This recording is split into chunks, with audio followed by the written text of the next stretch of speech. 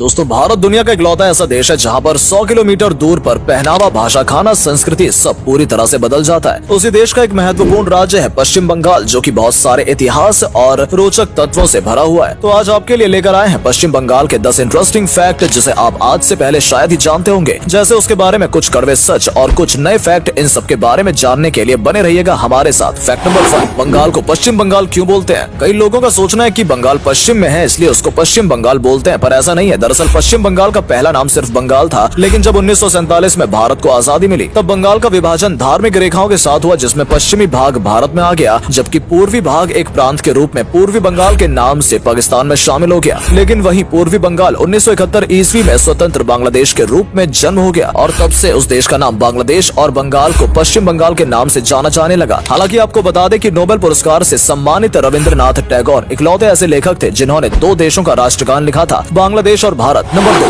भूगोल। बंगाल एरिया के हिसाब से 13वां सबसे बड़ा राज्य है और आबादी के नजरिए से ये चौथा सबसे बड़ा राज्य है, जो कि 3 देश बांग्लादेश, नेपाल और भूटान समेत 5 राज्यों से अपने बॉर्डर का साझा करता है, जहां लगभग 1000 पुरुषों पर 950 महिलाओं का अनुपात है और बंगाली लड़कियों को विश्व में सबसे आकर्षित लड़कियों का राज्य माना जाता है। साथ ही बंगाल में पूरे 23 जिले हैं, जिसका सबसे बड़ा शहर कोलकाता को माना जाता है। नंबर 3, क्या बंगाल एक गरीब राज्य है? बंगाल की गरीबी को हम समझ सकते हैं। अगर देश में पूरे 4 लाख भिखारी हैं, तो उसमें से बंगाल के 1 लाख भिखारी मौजूद हैं। और ये बात हम नहीं, union of ministry of social justice बोल रही है। और इसके अलावा 20,000 से ज्यादा बंगाली हाथ वाले रिक्शे के साथ अपनी जिंदगी काट रहे हैं और लगभग 75% लोग ऐसे हैं जो गरीबी रेखा से नीचे हैं, जिनके पास कोई नौकरी मौजूद नहीं है। आज वैसे कोलकाता पहला ऐसा भारतीय राज्य था कि जहां आईटी की बात की गई है, पर उस समय के जो मुख्यमंत्री थे ज्योति बासु, उन्होंने क्या बोला, अगर कंप्यूटर आ गया तो सारी नौकरी चली जाएगी। फिर उन्होंने 1980 में यह प्रस्ताव रद्द कर दिया और बेंगलोर ने पकड़ लिया और उसका असर आप देख सकते हैं। बेंगलोर में अगर 100 नौकरी आती हैं, तो उसमें से 30 लोग बंगाली होते हैं। हालांकि अगर ज्योति बसु ने उस प्रोजेक्ट को रिजेक्ट नहीं किया होता तो शायद बंगाल ऐसी स्थिति में ना होता। नंबर 4, महत्वपूर्ण इतिहास। पश्चिम बंगाल एक राज्य के रूप में भारत में 1947 ईस्वी में शामिल हुआ था, जहां दुनिया का सबसे बड़ा बरगद का पेड़ आज भी मौजूद है, जिसे 1800 से पहले का बताया जाता है। ये 330 मीटर लंबा है और साथ ही भारत की सबसे बड़ी library the national library of India Kolkata में मौजूद है, जिसे 1891 ईस्वी में इंपीरियल लाइब्रेरी के नाम से खोला गया था। और इस लाइब्रेरी में आज भी 2.2 मिलियन बुक्स और 86,000 मैप और 3200 से ज्यादा पांडुलिपि मौजूद है। और बंगाल में स्टेट ऑफ इंडिया का 1806 ईस्वी में इंपीरियल बैंक के नाम से स्थापना हुई थी। नंबर 5, पुनर्जागरण की भूमि। दरअसल बंगाल को पुनर्जन्म की भूमि भी कहा जाता है, जिसने आज तक कई समाज सुधारक और जनता के ज्ञान के लिए अपना योगदान दिया है और समाज के लिए एक बेहतर सामाजिक बदलाव लाए हैं, जिनमें से कुछ हस्तियों का नाम है सुभाष चंद्र बोस, स्वामी विवेकानंद, विद्यासागर, रविंद्रनाथ टैगोर। साथ ही बंगाल के लोगों का मानना है कि वो सिर्फ लिखने और गाने का ही काम करेंगे, जिसकी वजह से वो 5वीं कक्षा से ही लिटरेचर, पोएट्री, डांस या गाने में से किसी एक को चुनना अनिवार्य कर दिया गया है, जिसकी वजह से हमें आज बहुत ही अच्छे बंगाली कलाकार मिले हैं, जैसे कि कुमार शानू, अरिजीत सिंह, श्रेया घोषाल जैसे कई बड़े कलाकार बंगाल ने दिए हैं। नंबर 6, राजनीति। बंगाल में 26 जनवरी 1950 से 30 जून 1977 तक कांग्रेस का राजा था। उसके बाद 21 जून 1977 को पहली बार सीबीआई पार्टी चुने गए, जिसमें ज्योति बसु को मुख्यमंत्री बनाया गया और उन्होंने 21 साल तक बंगाल पर राज किया। हालांकि उसके 10 साल बाद भी सीबीआई रहे, लेकिन जब बंगाल को समझ आया कि बंगाल में ना ही कोई अब इंडस्ट्री या और ना ही कोई स्ट्रक्चर बचा है, तब जनता द्वारा उन्हें नकार दिया गया और तभी टाटा नैनो सिनेना